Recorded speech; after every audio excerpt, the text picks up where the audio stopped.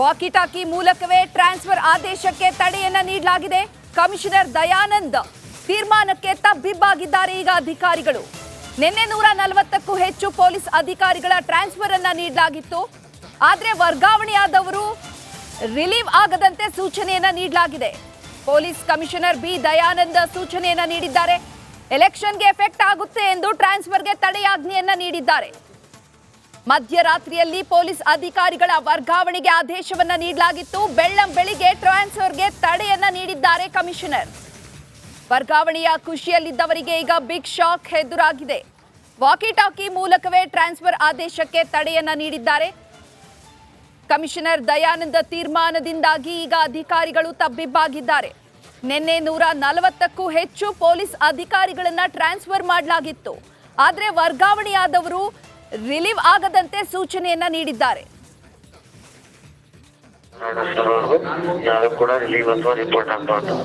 Inspectors ಮತ್ತೆ ಏನೆಲ್ಲ ಯಾರು ಟ್ರಾನ್ಸ್ಫರ್ ಲಿಸ್ಟ್ ಅಲ್ಲಿ ಇದ್ದಾರೆ ಅವ್ರು ಯಾರು ಕೂಡ ರಿಲೀವ್ ಅಥವಾ ರಿಪೋರ್ಟ್ ಆಗ್ಬೋದು. ರಿಲೀವ್ ಅಥವಾ ರಿಪೋರ್ಟ್ ಆಗಬಾರ್ದು. Kindly note. ಫರ್ದರ್ ಆರ್ಡರ್ಸ್ ಬರೋವರೆಗೂ ಯಾರು ಕೂಡ ರಿಲೀವ್ ಅಥವಾ ರಿಪೋರ್ಟ್ ಆಗಬಾರ್ದು. ಇನ್ಸ್ಪೆಕ್ಟರ್ಸ್ ಮತ್ತೆ ಏನೆಲ್ಲ ಯಾರು ಟ್ರಾನ್ಸ್ಫರ್ ಲಿಸ್ಟ್ ಅಲ್ಲಿ ಇದ್ದಾರೆ ಅವ್ರು ಯಾರು ಕೂಡ ರಿಲೀವ್ ಅಥವಾ ರಿಪೋರ್ಟ್ ಆಗ್ಬೋದು.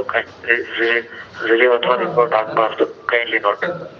ಫರ್ದರ್ ಆರ್ಡರ್ಸ್ ಬರೋವರೆಗೂ ಯಾರು ಕೂಡ ರಿಲೀವ್ ಅಥವಾ ರಿಪೋರ್ಟ್ ಆಗಬಾರ್ದು. ಇನ್ಸ್ಪೆಕ್ಟರ್ಸ್ ಮತ್ತೆ ಏನೆಲ್ಲ ಯಾರು ಟ್ರಾನ್ಸ್ಫರ್ ಲಿಸ್ಟ್ ಅಲ್ಲಿ ಇದ್ದಾರೆ ಅವ್ರು ಯಾರು ಕೂಡ ರಿಲೀವ್ ಅಥವಾ ರಿಪೋರ್ಟ್ ಆಗ್ಬೋದು. ರಿಲೀವ್ ಅಥವಾ ರಿಪೋರ್ಟ್ ಆಗಬಾರ್ದು. Kindly note. ಫರ್ದರ್ ಆರ್ಡರ್ಸ್ ಬರೋವರೆಗೂ ಯಾರು ಕೂಡ ರಿಲೀವ್ ಅಥವಾ ರಿಪೋರ್ಟ್ ಆಗಬಾರ್ದು. ಇನ್ಸ್ಪೆಕ್ಟರ್ಸ್ ಮತ್ತೆ ಏನೆಲ್ಲ ಯಾರು ಟ್ರಾನ್ಸ್ಫರ್ ಲಿಸ್ಟ್ ಅಲ್ಲಿ ಇದ್ದಾರೆ ಅವ್ರು ಯಾರು ಕೂಡ ರಿಲೀವ್ ಅಥವಾ ರಿಪೋರ್ಟ್ ಆಗ್ಬೋದು. ರಿಲೀವ್ ಅಥವಾ ರಿಪೋರ್ಟ್ ಆಗಬಾರ್ದು. Kindly note. ಫರ್ದರ್ ಆರ್ಡರ್ಸ್ ಬರೋವರೆಗೂ ಯಾರು ಕೂಡ ರಿಲೀವ್ ಅಥವಾ ರಿಪೋರ್ಟ್ ಆಗಬಾರ್ದು. ಇನ್ಸ್ಪೆಕ್ಟರ್ಸ್ ಮತ್ತೆ ಏನೆಲ್ಲ ಯಾರು ಟ್ರಾನ್ಸ್ಫರ್ ಲಿಸ್ಟ್ ಅಲ್ಲಿ ಇದ್ದಾರೆ ಅವ್ರು ಯಾರು ಕೂಡ ರಿಲೀವ್ ಅಥವಾ ರಿಪೋರ್ಟ್ ಆಗ್ಬೋದು.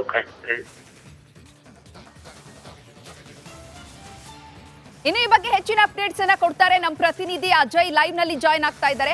ಅಜಯ್, ಏನಿದು ಅಪ್ಡೇಟ್ಸ್? ತಕ್ಷಣಕ್ಕೆ ಆದೇಶವನ್ನ ಹೊರಡಿಸುವಂತದ್ದು, ಬೆಳಿಗ್ಗೆ ಆದೇಶವನ್ನ ತಡೆ ಹಿಡಿಯುವಂತದ್ದು, ಏನಿದೆ ಇದು ಅಪ್ಡೇಟ್ಸ್?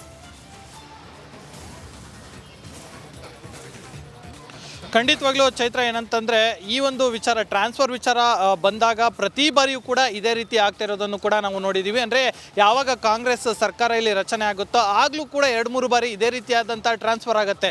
ಅದು ಸರ್ವೇ ಸಾಮಾನ್ಯ. ಸರ್ಕಾರ ಚೇಂಜ್ ಆದ ತಕ್ಷಣ ಟ್ರಾನ್ಸ್ಫರ್ಗಳು ಕೂಡ ಚೇಂಜ್ ಆಗುವಂಥದ್ದು ಬಹುತೇಕ ಒಂದು ಸರ್ವೇ ಸಾಮಾನ್ಯ ಆಗಿರುತ್ತೆ. ಆಗಲೂ ಕೂಡ ಇದೇ ರೀತಿಯಾಗಿ ಸಾಕಷ್ಟು ಬಾರಿ ಹೋಲ್ಡ್ ಮಾಡಲಾಗತ್ತೆ, ಆನಂತರ ಮತ್ತೆ ಟ್ರಾನ್ಸ್ಫರ್ ಆದೇಶವನ್ನು ಮಾಡಲಾಗತ್ತೆ. ಈಗ ಈ ಬಾರಿನೂ ಕೂಡ ಅಷ್ಟೇ. ನಿನ್ನೆ ತಡರಾತ್ರಿ ಒಂದು ಟ್ರಾನ್ಸ್ಫರ್ ಲೀಸ್ಟ್ ಕೂಡ ಬರುತ್ತೆ. 140ಕ್ಕೂ ಹೆಚ್ಚು ಜನ ಇನ್ಸ್ಪೆಕ್ಟರ್ ಜೊತೆಗೆ 33 ಜನ DYSP ರ್ಯಾಂಕ್ ಏನು ಅಧಿಕಾರಿಗಳಿದ್ದಾರೆ ಅವರೆಲ್ಲರನ್ನೂ ಕೂಡ ಟ್ರಾನ್ಸ್ಫರ್ ಮಾಡಲಾಗುತ್ತೆ. ಆದರೆ ಆ ನಂತರ ಇವತ್ತು ಬೆಳಗ್ಗೆ ಒಂದು ಸಂದೇಶ ಬರುತ್ತೆ. ಅಂದರೆ ರಾತ್ರಿ ಬಂದ ತಕ್ಷಣ ಎಲ್ಲರೂ ಕೂಡ ಹೊರಟಿದ್ರು, ಅಧಿಕಾರಿಗಳು ತಮಗೆ ನಿಯೋಜನೆ ಆದಂಥ ಸ್ಥಳಗಳಿಗೆ ಎಲ್ಲರೂ ಕೂಡ ಹೊರಟಿದ್ರು.